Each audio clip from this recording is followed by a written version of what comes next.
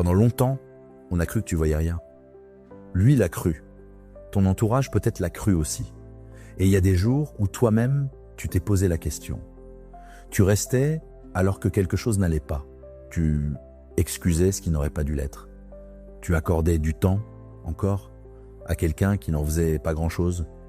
Tu laissais passer des choses que tu aurais dû relever. Et de l'extérieur, tout ça portait un nom un peu humiliant.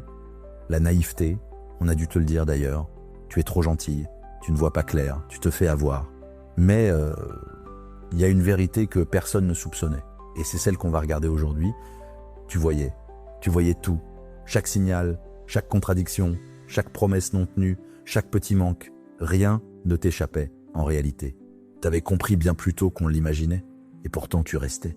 C'est ça le vrai mystère. Pas le fait que tu ne voyais pas.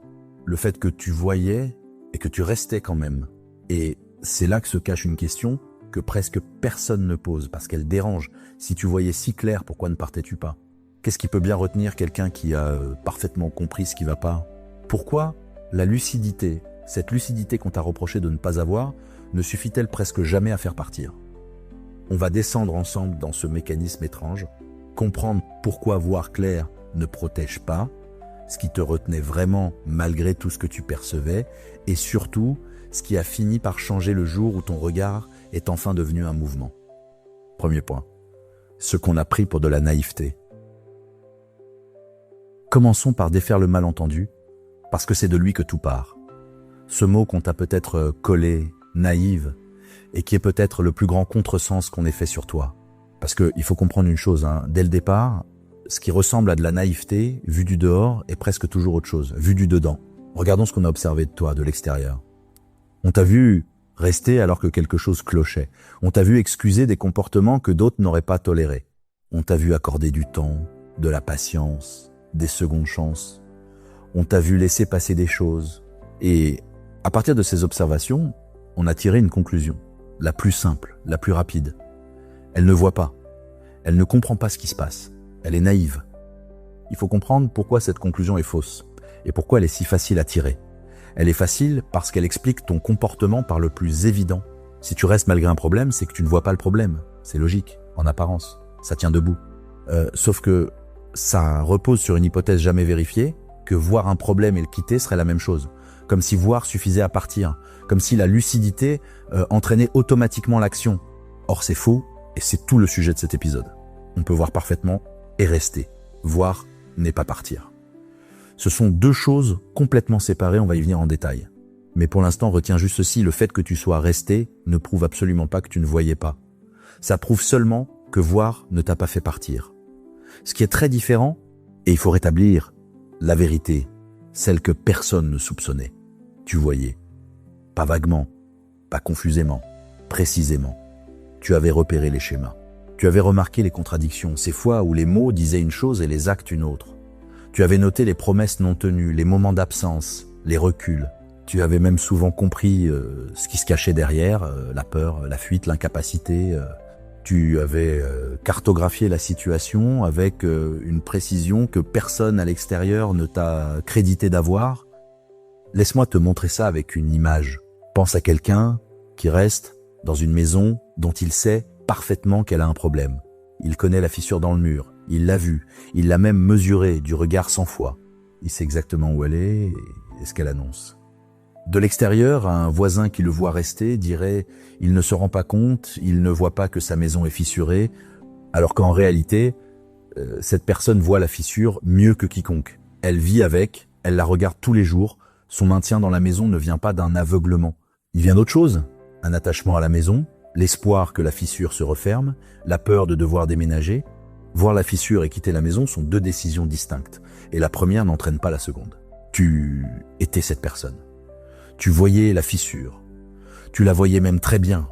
Ceux qui te croyaient aveugle confondaient ton maintien avec de la cécité, alors que tu restais les yeux grands ouverts. Il faut maintenant voir pourquoi ce malentendu est si blessant et pourquoi il faut le défaire.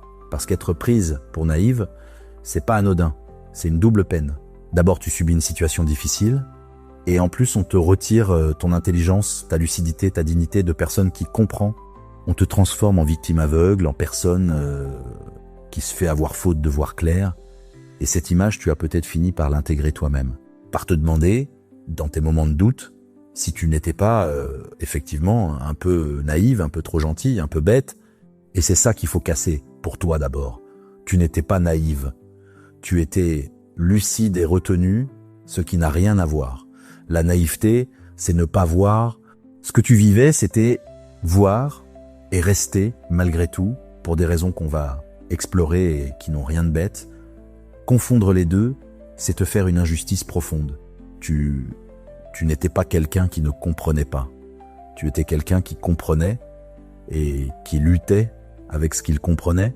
Il y a d'ailleurs une nuance importante à poser tout de suite, parce qu'elle sera au cœur de la suite. Il ne s'agit pas de dire que tu avais tout bon, que ta clarté était parfaite, que tu ne t'es jamais trompé sur rien. Voir clair ne veut pas dire ne jamais douter. T'as sûrement eu des moments d'incertitude, des jours où tu te demandais si t'exagérais, si tu voyais juste. C'est humain. Mais au fond, dans le calme, tu savais. L'information était là, en toi, disponible. Tu n'étais pas dans le noir, tu étais dans la lumière, mais tu restais quand même dans la pièce. Et il faut poser une seconde nuance, honnête. Reconnaître que tu voyais clair n'est pas une façon de te charger de culpabilité.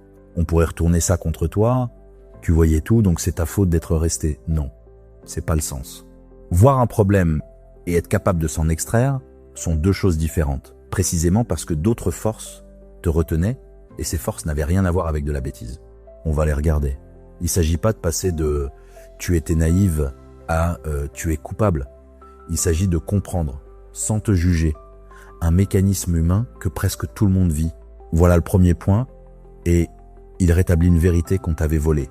Ce qu'on a pris pour de la naïveté n'en était pas.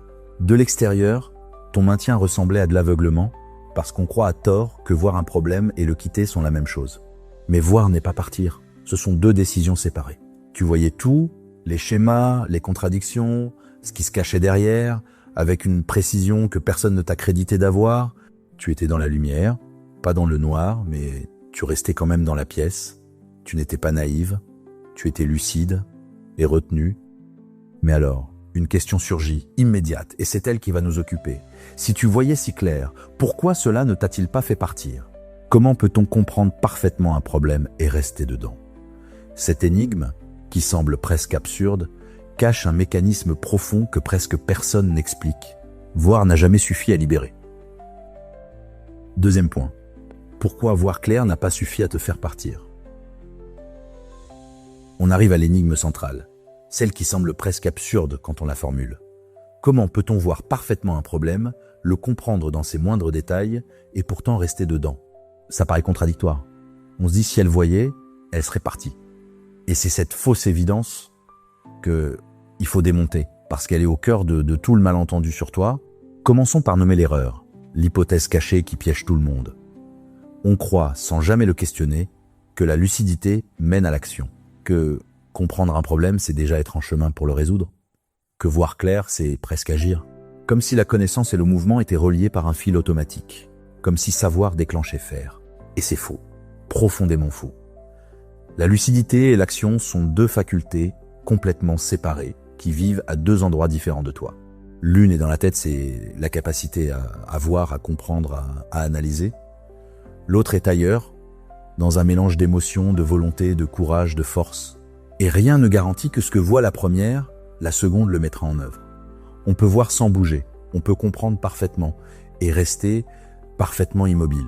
Il faut vraiment installer cette idée parce qu'elle est libératrice. Prends n'importe quel exemple de la vie courante, tout le monde sait, avec une clarté totale, qu'il faudrait faire de l'exercice, mieux dormir, arrêter certaines habitudes.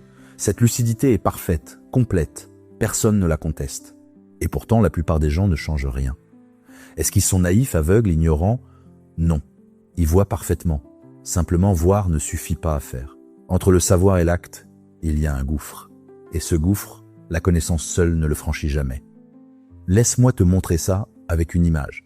Pense à quelqu'un qui, en montagne, voit parfaitement qu'un orage approche. Il voit les nuages noirs, il entend le tonnerre au loin, il comprend exactement ce qui va se passer. Sa lucidité est totale. Mais voir l'orage ne le met pas à l'abri. Pour être à l'abri, Il faut autre chose que voir. Il faut se lever, marcher, redescendre, faire l'effort. Et parfois, malgré la clarté de ce qu'il voit, il reste. Parce qu'il est fatigué, parce qu'il espère que l'orage passera à côté, parce que bouger lui coûte. Sa lucidité n'a pas déclenché son départ. Parce que voir et se mettre à l'abri sont deux gestes différents et que le second demande bien plus que le premier. Tu étais ce randonneur. Tu voyais l'orage. Tu l'as vu longtemps avant les autres peut-être. Mais voir l'orage n'était pas te mettre à l'abri. Et c'est pour ça que tu es resté, non par cécité, mais parce que le passage de la vision à l'action exigeait quelque chose que la vision seule ne pouvait pas te donner. Maintenant, il faut aller plus loin et comprendre pourquoi, dans ta situation particulière, la lucidité était encore moins susceptible de déclencher le départ. Parce qu'il y a une raison supplémentaire, spécifique aux relations, et elle est importante. Dans une relation, ta lucidité et tes émotions ne regardent pas dans la même direction. Ta lucidité voit le problème et dit « ça ne va pas, il faudrait partir ». Mais tes émotions, elles, sont attachées, elles espèrent, elles ont peur de perdre, elles se souviennent des bons moments. Et ces deux forces s'affrontent en toi. D'un côté, une tête qui a compris. De l'autre, un cœur qui n'est pas prêt. Et dans ce conflit, c'est pas toujours la lucidité qui gagne. Souvent même, c'est elle qui perd. Parce que l'émotion est une force plus ancienne, plus profonde, plus enracinée que la compréhension. Il faut le dire clairement parce que c'est ce qui te déculpabilise. Ta lucidité ne faisait pas le poids seule contre tout ce qui te retenait. Ce n'est pas qu'elle était faible ou insuffisante, c'est qu'elle était en minorité. Elle avait raison, mais elle était seule face à une coalition de forces émotionnelles bien plus puissantes. Voir juste ne suffit pas à vaincre tout ce qui, en toi, ne voulait pas encore partir. Et c'est là qu'apparaît une chose douloureuse, presque cruelle. Ta lucidité, dans cette période, ne te servait pas à te protéger. Elle te faisait souffrir davantage. Réfléchis-y. Quelqu'un qui ne voit pas, au moins ne souffre pas de voir. Mais toi, tu voyais tout et tu restais quand même. Ce qui veut dire que tu assistais, consciente, à ce qui n'allait pas. Tu voyais chaque signal, tu comprenais chaque manque et tu restais malgré tout, ta clarté ne t'épargnait rien. Au contraire, elle te faisait vivre le problème les yeux ouverts. C'est peut-être plus douloureux que la naïveté, pas moins. Il faut vraiment comprendre ce paradoxe parce qu'il retourne complètement l'idée qu'on se fait de toi. On te plaignait ou on te jugeait de ne pas voir, alors qu'en réalité, tu portais un fardeau plus lourd, celui de voir sans pouvoir encore agir. La personne naïve vit dans une illusion confortable. Toi, tu vivais dans une lucidité inconfortable. Tu savais, et ce savoir ne te libérait pas, il t'accompagnait dans la souffrance, comme un témoin muet. Je pose une nuance importante, parce qu'elle est nécessaire. Dire que la lucidité ne suffit pas à agir n'est pas une raison de mépriser la lucidité, ni de croire qu'elle ne sert à rien. Elle sert. Elle est même la condition de tout ce qui suivra. On ne peut pas partir vraiment lucidement sans avoir d'abord vu. La clarté n'est pas inutile, elle est le premier pas. Simplement, elle n'est pas le dernier. Elle prépare le départ, elle ne le déclenche pas seule. Il faudra qu'une autre force la rejoigne pour que le mouvement se produise, on y viendra. Mais sans la lucidité initiale, ce mouvement n'aurait même pas de direction et une seconde nuance essentielle pour ne pas te charger. Comprendre que voir ne suffit pas à partir doit t'enlever de la culpabilité, pas t'en ajouter. Si tu es resté alors que tu voyais, c'est pas parce que tu étais faible ou complice, c'est parce que le passage de la vision à l'action est un des passages les plus difficiles qui soient pour tout être humain dans tous les domaines. Tu n'as pas échoué à faire une chose facile. Tu as buté sur une chose que presque tout le monde trouve difficile. Il n'y a là aucune faute. Juste la condition humaine. Voilà le deuxième point. Et il résout l'énigme. Voir clair ne t'a pas fait partir. Parce que la lucidité et l'action sont deux facultés séparées. L'une dans la tête, l'autre dans un mélange d'émotions et de courage. Et rien ne relie automatiquement la première à la seconde. Comme celui qui voit l'orage sans se mettre à l'abri, tu voyais sans pouvoir encore bouger. Et dans une relation, ta lucidité était en minorité, seule face à une coalition d'émotions plus puissantes qu'elle. Loin de te protéger, ta clarté te faisait même souffrir davantage, car tu vivais le problème les yeux ouverts. c'était pas de la faiblesse, c'était l'un des passages les plus difficiles qui soient, mais cela soulève aussitôt la vraie question. Si ce n'est pas la cécité qui te retenait, qu'est-ce que c'était? Quelles étaient précisément ces forces plus puissantes que ta lucidité, qui te gardaient là malgré tout ce que tu voyais? Il faut les nommer une à une, parce que les reconnaître, c'est commencer à s'en libérer. Troisième point, ce qui te retenait malgré tout ce que tu voyais. On a établi que ce n'est pas la cécité qui te gardait là. Il faut donc nommer ce qui te retenait vraiment. Parce que si c'était pas l'ignorance, c'était forcément autre chose, des forces réelles, puissantes, capables de tenir tête à ta lucidité et de gagner contre elle. Et il faut les regarder une à une, sans jugement, parce que les nommer, c'est déjà commencer à leur retirer leur pouvoir. La première force, la plus tenace, c'est l'espoir. Il faut comprendre à quel point l'espoir est puissant et à quel point il peut se retourner contre toi. L'espoir, en soi, est une belle chose.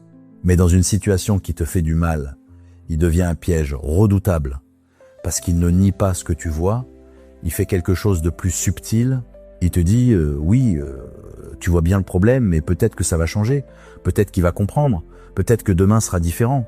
L'espoir ne s'attaque pas à ta lucidité, il la contourne, il admet le présent et il mise sur un futur meilleur. Et c'est exactement ce qui le rend si difficile à combattre. Tu peux voir clairement le problème et espérer quand même qu'il se résolve. Les deux coexistent sans se contredire. Ta lucidité regarde ce qui est, ton espoir regarde ce qui pourrait être, et tant qu'il reste une once de peut-être, l'espoir te souffle qu'il serait dommage de partir maintenant, juste avant que ça change. Alors tu restes, encore un peu, pour voir, et cet encore un peu se répète indéfiniment, parce que le peut-être ne meurt jamais complètement. Laisse-moi te montrer comment l'espoir te maintient, avec une image. Pense à quelqu'un qui attend un bus qui vient pas. Au début, il est logique d'attendre, le bus va sûrement arriver. 5 minutes passent, 10 minutes. À chaque instant, il se dit, il va arriver, ce serait bête de partir maintenant, juste avant qu'il arrive, après avoir déjà attendu tout ce temps. Et cette pensée, il va arriver et le garde à l'arrêt bien après l'heure où il aurait dû renoncer. C'est pas qu'il voit pas que le bus est en retard. Il le voit parfaitement. Mais l'espoir qu'il arrive à la minute suivante le cloue sur place. Plus il a attendu, plus il lui est difficile de partir, parce que partir reviendrait à admettre que toute l'attente était vaine.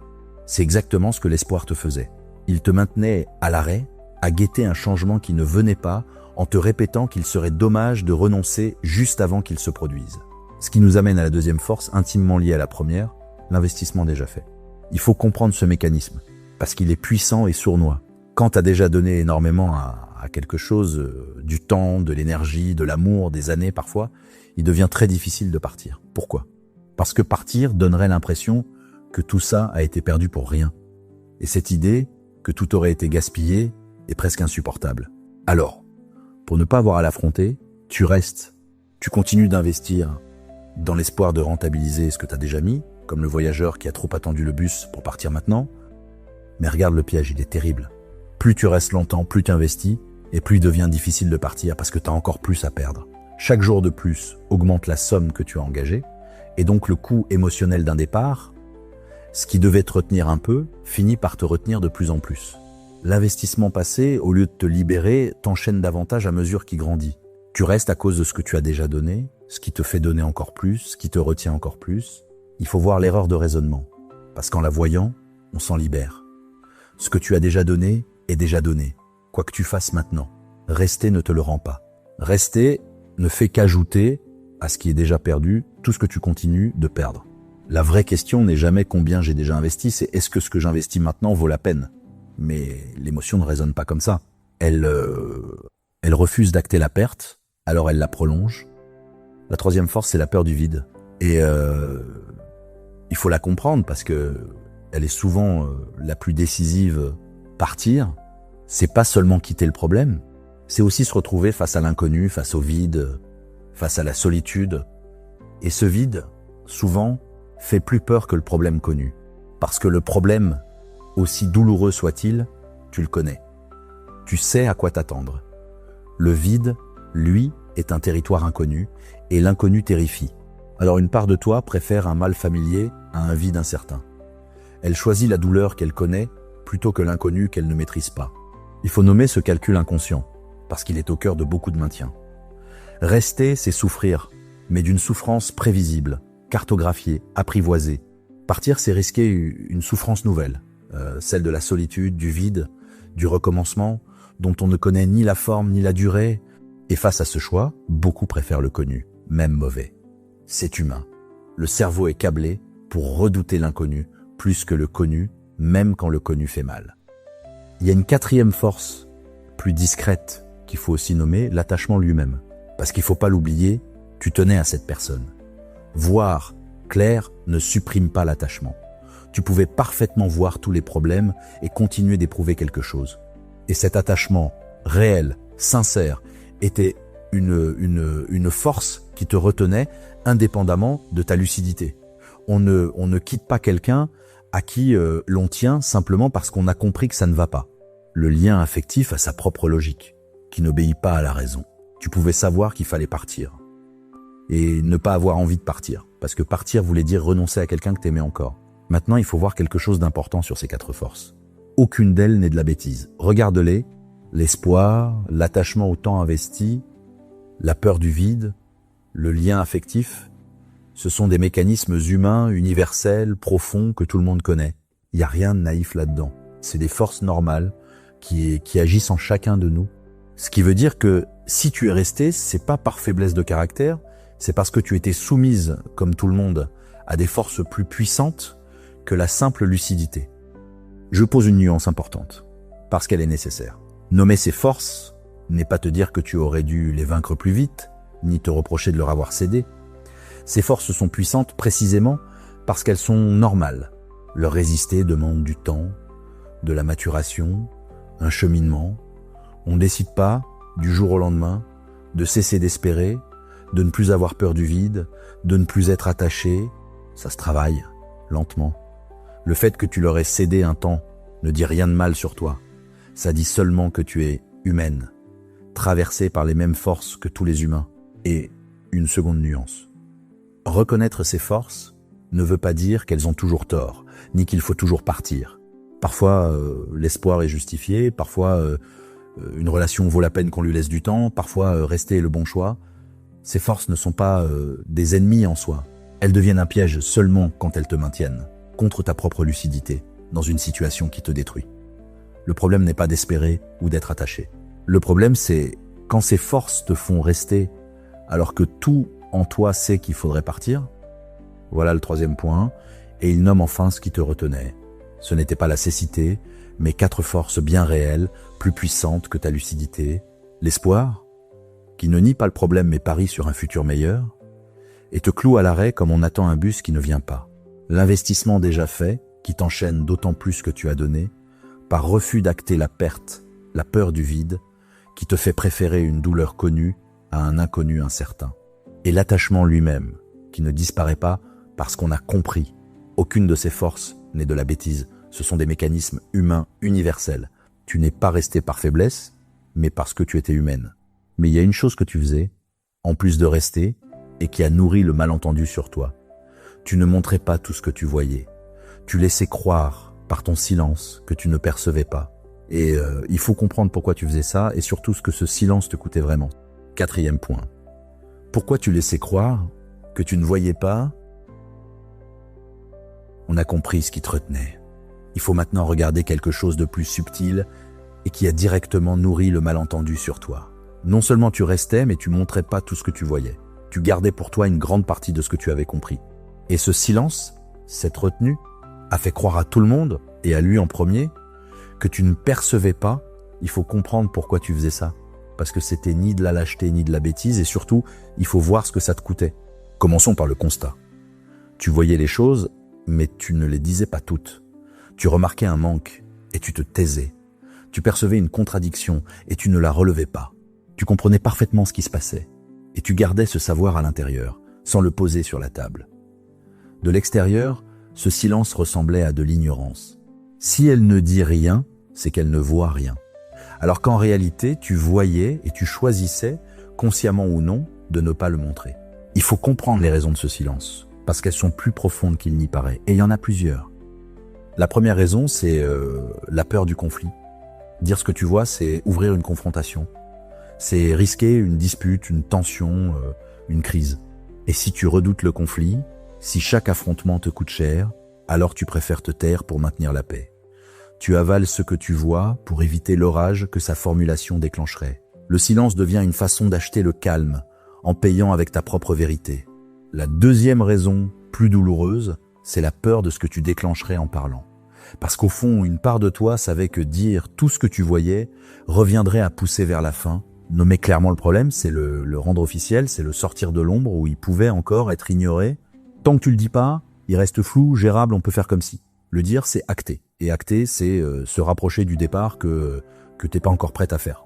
Ton silence protégeait donc, paradoxalement, la relation que ta lucidité condamnait. Tu te taisais pour ne pas déclencher la fin. La troisième raison, c'est l'espoir. Encore lui. Tant que tu ne mettais pas des mots sur le problème, tu pouvais continuer d'espérer qu'il se résolve tout seul, sans confrontation.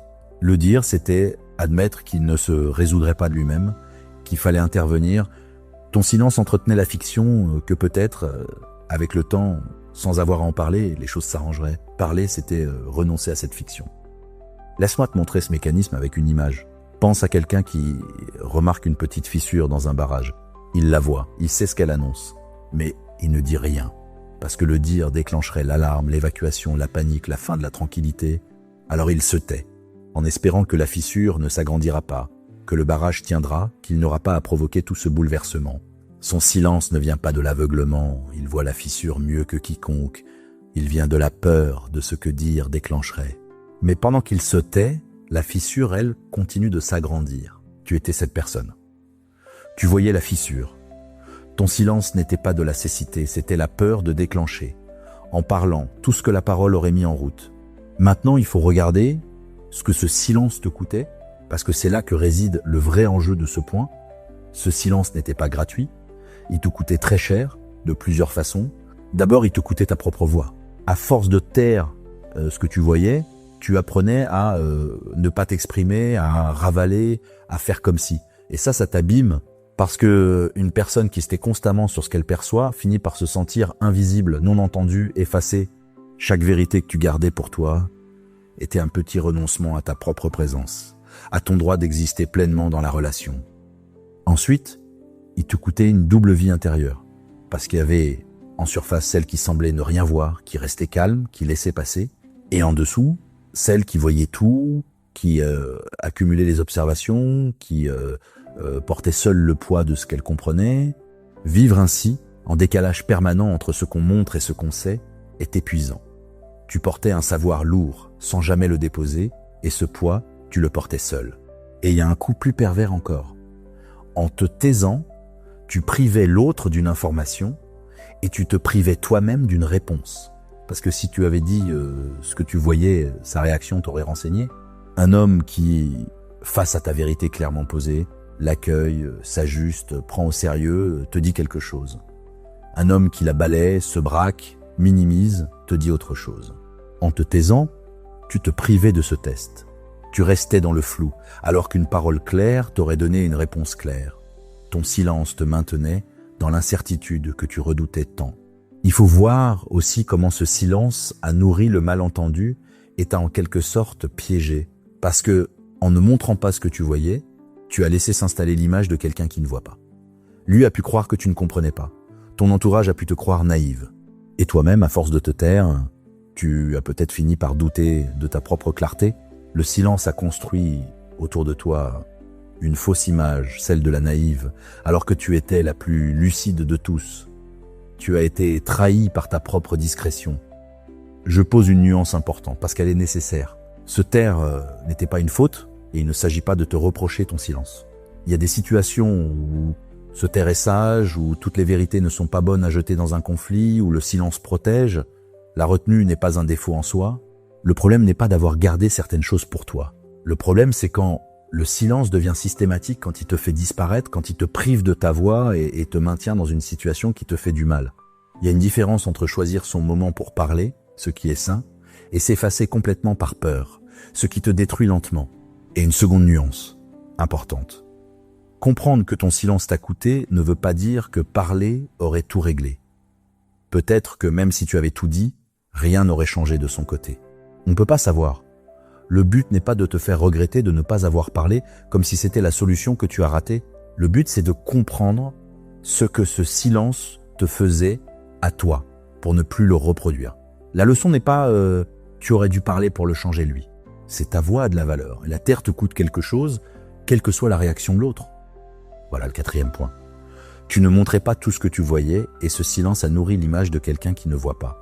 Mais il venait de la peur du conflit, de la peur de déclencher la fin en nommant le problème et de l'espoir qu'il se résolve sans confrontation. Comme celui qui voit la fissure du barrage mais se tait pour ne pas provoquer l'alarme, ton silence n'était pas de la cécité. Seulement il te coûtait cher, ta propre voix, une double vie intérieure épuisante et la réponse claire qu'une parole claire t'aurait donnée. Tu as été trahi par ta propre discrétion qui t'a fait passer pour naïve alors que tu étais la plus lucide. Mais un jour, quelque chose a changé.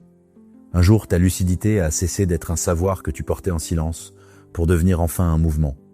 Le jour où voir s'est transformé en agir. Et ce basculement, il faut comprendre ce qui le provoque et pourquoi le départ qui en résulte est d'une toute autre nature que celui qu'on croit. 5e point. Le moment où la lucidité est enfin devenue une force.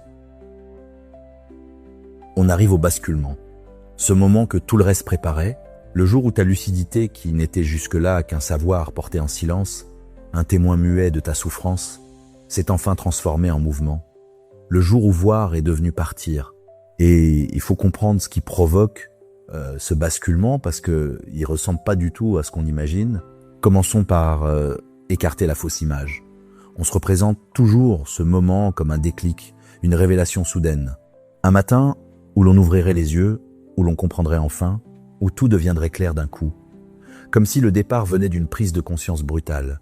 Mais dans ton cas, ça pouvait pas être ça, et pour une raison simple, t'avais déjà compris. La lucidité, tu l'avais depuis longtemps.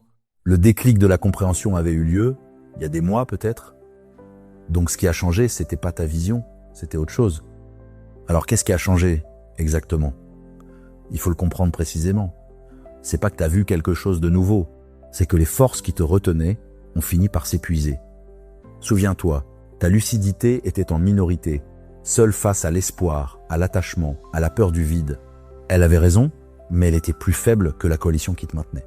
Le basculement, c'est pas ta lucidité qui devient plus forte. C'est les forces adverses qui faiblissent, l'une après l'autre, jusqu'à ce que l'équilibre s'inverse. Il faut regarder comment ces forces s'épuisent, parce que c'est un processus lent, pas un éclair. L'espoir s'épuise d'abord. À force d'espérer un changement qui ne vient jamais, l'espoir s'use. Chaque déception le grignote un peu, chaque peut-être que demain, démenti par le lendemain, l'affaiblit, jusqu'au jour où il n'y a plus assez de peut-être pour te retenir. L'espoir ne meurt pas d'un coup, il s'éteint par usure, comme une flamme qu'on ne réalimente plus, et le jour où il s'éteint, une des forces qui te retenait disparaît. La peur du vide s'épuise aussi, mais différemment. À force de rester dans une situation qui fait mal, le connu cesse d'être confortable. Le mal familier devient, lui aussi, insupportable. Et à un moment, la balance s'inverse. Le vide, l'inconnu, la solitude, cessent de faire plus peur que la situation actuelle. Parce que la situation actuelle est devenue si douloureuse que l'inconnu, même incertain, commence à ressembler à un soulagement plutôt qu'à une menace. Le jour où partir fait moins peur que rester, une autre force lâche. Laisse-moi te montrer ce basculement avec une image. Pense à une balance à 2 plateaux. D'un côté, ta lucidité, tout ce qui te dit qu'il faut partir. De l'autre, toutes les forces qui te retiennent. L'espoir, l'attachement, la peur. Au début, le plateau de la rétention est bien plus lourd. Hein, il touche le sol et ta lucidité en haut ne pèse rien face à lui. Puis lentement, on retire des poids du plateau de la rétention. Un peu d'espoir en moins, un peu de peur en moins. Le plateau remonte, doucement. Et un jour, sans grand bruit, l'équilibre bascule. Ta lucidité, qui n'a pas changé de poids, se retrouve soudain la plus lourde, simplement parce que l'autre plateau s'est vidé. Ce n'est pas elle qui a grossi. C'est l'autre côté qui s'est allégé. C'est exactement ce qui s'est passé en toi. Ta lucidité était la même depuis le début. Ce qui a changé, c'est que tout ce qui la contrebalançait s'est épuisé jusqu'à ce que, enfin, elle l'emporte. Le départ n'est pas venu d'une nouvelle vision. Il est venu du moment où l'ancienne vision, enfin, a cessé d'être retenue par le reste. Et il faut comprendre pourquoi ce départ-là, ce départ mûri, est d'une nature complètement différente de celui qu'on imagine. Parce que il y a deux façons très différentes de partir et elles n'ont rien à voir. Il y a le départ blessé, celui qu'on fait dans un moment de colère, sous le coup d'une dispute, d'une douleur trop vive. C'est un départ réactif. Il répond à un événement, à une émotion. Et parce qu'il est réactif, il est fragile, on peut le regretter dès que la colère retombe. On peut revenir dès que l'autre fait un geste. C'est un départ qui n'a pas de racine, parce qu'il est né d'une émotion passagère, et il y a le départ lucide, le tien, celui qui ne répond à aucun événement particulier, à aucune crise, celui qui vient calmement de la simple bascule de la balance. Ce départ-là n'est pas une réaction, c'est une décision. Il ne dépend pas d'une émotion du moment. Il repose sur tout ce que tu as vu, compris, pesé pendant des mois, et c'est ce qui le rend inébranlable. Parce qu'il ne peut pas être annulé par un geste de l'autre, ni regretté quand l'émotion retombe, puisqu'il n'est pas né d'une émotion. Il est né d'une certitude tranquille. Il faut vraiment saisir la différence, parce qu'elle est décisive. Le départ blessé dit « tu m'as fait mal, je pars ». Il est encore tourné vers l'autre, il est encore une réponse à lui. Le départ lucide dit « j'ai vu, j'ai compris, j'ai choisi ». Il est tourné vers toi, vers ta décision, vers ta clarté. L'un est le dernier acte de la relation. L'autre est le premier acte de ta liberté. Et c'est pour ça que le départ lucide ne se rejoue pas, ne se négocie pas, ne se regrette pas, parce qu'il n'était pas une émotion, il était une conclusion. Il faut aussi voir ce que ce basculement révèle sur toi, et qui est précieux. Le jour où tu es parti ainsi, calmement, lucidement, tu as prouvé quelque chose. Que ta lucidité n'était pas vaine, qu'elle avait fini par produire son effet, une fois que les forces qui l'empêchaient d'agir avaient cédé. Ta clarté n'était pas inutile pendant tout ce temps, où elle ne te faisait pas partir. Elle travaillait, en silence, elle usait l'espoir, elle préparait le terrain, et le jour venu, c'est elle qui a guidé le mouvement. Le départ lucide est l'aboutissement de tout ce que tu voyais, enfin devenu force. Je pose une nuance importante parce qu'elle est nécessaire. Ce basculement ne se commande pas. Et il ne faut pas te reprocher qu'il ne soit pas venu plus tôt. On ne décide pas d'épuiser son espoir, de vaincre sa peur du vide, par un simple acte de volonté.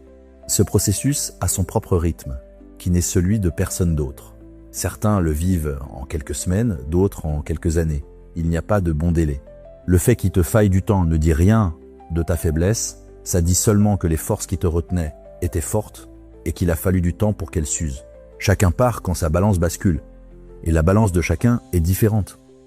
Et une seconde nuance, le départ lucide n'est pas forcément un départ froid ou sans douleur. Tu as pu partir calmement, en décision, et souffrir quand même. La clarté du départ n'annule pas le chagrin. On peut être absolument sûr de son choix et pleurer ce qu'on quitte. Ces deux choses coexistent. Partir lucidement, c'est pas partir sans émotion, c'est partir sans que l'émotion commande le geste. Le chagrin peut être là, mais il est plus aux commandes. C'est ça, la différence. Voilà le 5e point, et c'est le basculement. Ta lucidité n'a pas changé le jour où tu es parti, elle était la même depuis longtemps. Ce qui a changé, c'est que les forces qui la retenaient, l'espoir, la peur du vide, se sont épuisées jusqu'à ce que la balance s'inverse. C'est pas ta clarté qui a grossi, c'est l'autre plateau qui s'est vidé. Et le départ qui en résulte est d'une toute autre nature que le départ blessé, réactif et fragile. C'est un départ lucide, une décision et non une réaction. Inébranlable parce qu'il ne repose pas sur une émotion passagère, mais sur une certitude mûrie. Le premier acte de ta liberté et non le dernier acte de la relation, mais il reste une dernière chose à comprendre, et elle est pour toi, entièrement. Parce que cette lucidité qui a fini par te libérer n'était pas seulement l'outil de ce départ, elle est devenue quelque chose que tu gardes désormais. Une protection, une clarté qui, une fois éveillée, ne se laissera plus jamais endormir. Et c'est ça ta vraie victoire, bien plus que le choc qu'il a pu ressentir. 6e point, ce que ta clarté révèle et pourquoi elle te protège désormais. On arrive au terme et il faut retourner le regard une dernière fois vers toi. Parce que jusqu'ici, on a parlé de ce que tu voyais, de ce qui te retenait, de la façon dont tu es enfin parti, mais il reste à comprendre ce que tout ce parcours t'a laissé, ce que tu emportes avec toi. Et c'est là que se trouve ta vraie victoire, bien plus que dans le choc qu'il a pu ressentir en réalisant qui tu étais. Commençons par ce choc, justement, pour le remettre à sa place. Oui, il est possible qu'à un moment, il réalise que tu n'as jamais été naïve. Qu'il comprenne, tardivement, que tu avais tout vu, tout compris, et que tu es parti quand même lucidement. Et c'est vrai que cette prise de conscience est difficile pour lui, on en a parlé, mais il faut être clair sur une chose, ce choc, c'est pas ta récompense. C'est pas le but. Si t'attends ce moment, si t'espères qu'il réalise enfin, alors t'es encore tourné vers lui, encore en train de guetter un effet sur lui. Et ça, c'est te maintenir dans son orbite. Ta vraie victoire est ailleurs. Elle est en toi, dans ce que cette épreuve t'a appris et que tu gardes pour toujours. Et pour le comprendre, il faut voir ce que ta lucidité est devenue. Pendant toute cette histoire, ta clarté a été mise à l'épreuve. Elle a été niée par les autres qui te croyaient naïve. Elle a été impuissante un temps, incapable de te faire partir.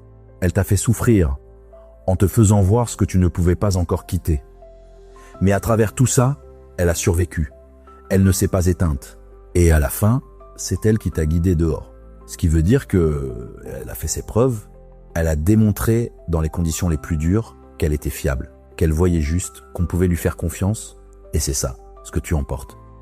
Une lucidité qui a fait ses preuves, qui ne se laissera plus jamais faire taire aussi facilement. Il faut comprendre pourquoi c'est une transformation définitive, et pas juste une leçon passagère.